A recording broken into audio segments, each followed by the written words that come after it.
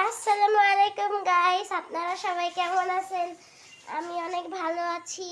আমি এখন কোরিয়ান নামি নুডলস রান্না করব। কোরিয়ান নুডলস বাংলাদেশিটা রান্না করব। এই জন্য আমি এখানে পানি নিয়েছি গরম করতে। এরপর নুডলসটা এর মধ্যে ঢেলে দিব। পানি এই যে গরম করতে দিছি, এটা গরম হতে 5 মিনিট সময় লাগবে।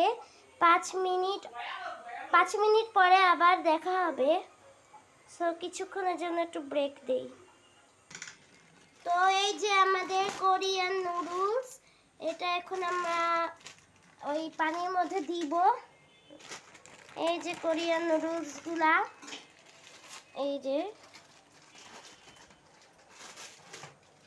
এটার সাথে আপনারা দেখবেন 4 প্যাকেট না 5 প্যাকেটের এরকম ভেজিটেবল দিয়ে দিবে। এটা আপনি যখন নুডলস দিবেন পানির মধ্যে, নুডলস দিবেন তখন ওই ভেজিটেবলটা আপনি দিয়ে দিবেন, তাইলে দেখবেন ভেজিটেবলটা পুরো সিদ্ধ হয়ে গেছে।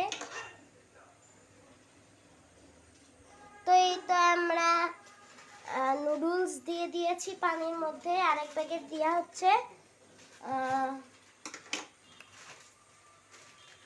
এই যে আমাদের নুডলস, তো এই যে নুডলস দিয়ে দিয়েছি।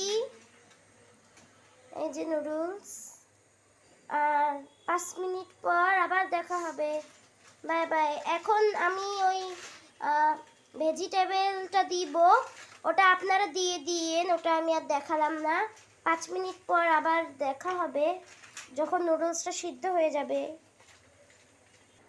তো দেখেন আমরা কিন্তু ভেজিটেবলটা দিয়ে দিছি, ওই দেখেন সবুজ আর কমলা রঙের।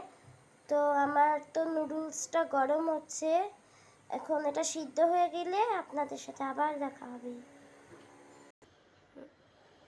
তো এই দেখেন নুডলস সিদ্ধ হয়ে গেছে। এই যে নুডলস তো সিদ্ধ তো হয়ে গেছে, এখন রান্না করতে হবে। আমি আর 5 মিনিট পর এসে রান্না করব।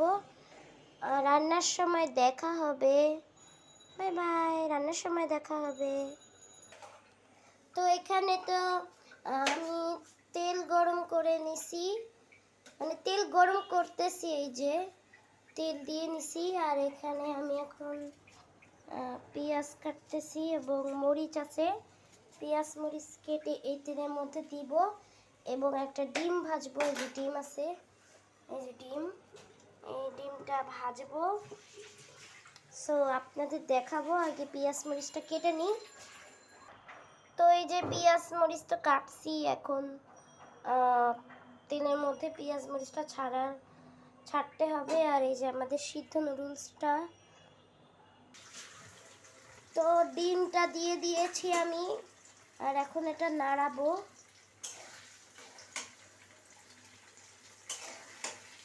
এই যে তো ডিমের মধ্যে যে কাটা পেঁয়াজ আর মরিচ ছিল ওগুলো দিয়ে দিছি, আর এর মধ্যে হালকা একটু লবণ দিয়ে দিছি স্বাদ মতো। আর একটা এখন নাড়াচ্ছি। এই যে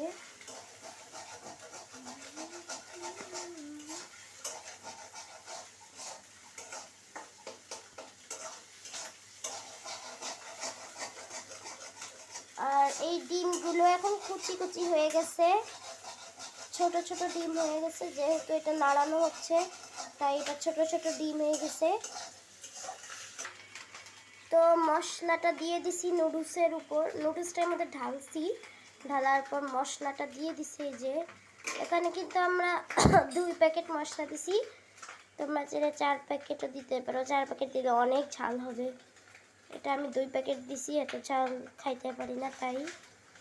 আর এটা রান্না শেষ হয়ে গেলে দেখা হবে।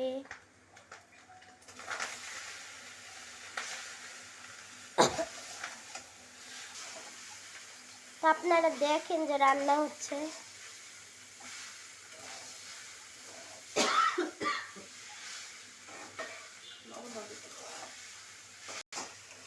তো এই যে কিন্তু নুডলসটা রান্না হচ্ছে।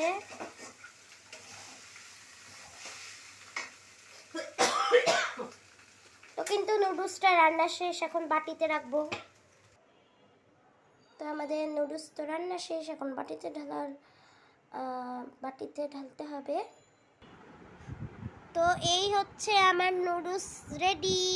তোমাদের কাছে কেমন লাগলো ব্লগটা? যদি ভালো লাগে তাহলে লাইক করে দিও।